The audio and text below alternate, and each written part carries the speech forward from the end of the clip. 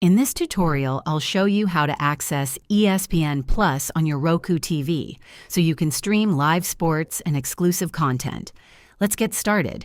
To access ESPN Plus on Roku TV, start by subscribing to ESPN Plus through the ESPN app or website if you haven't already. Next, go to your Roku home screen and search for the ESPN app in the Roku channel store. Install the app, then open it and select Sign In or Activate. You'll see an activation code displayed on your screen. Visit espn.com/activate on your computer or mobile device, log in to your ESPN account, and enter the code to link your Roku TV. Once activated, return to the ESPN app on your Roku TV. You can now stream live sports, highlights, and exclusive ESPN Plus content directly on your TV.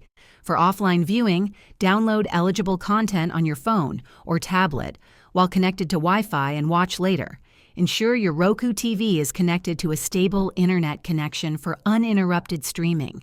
If this video helped you, please hit the like button and subscribe to this channel for more useful tutorials. Thanks for watching and enjoy ESPN Plus on Roku TV.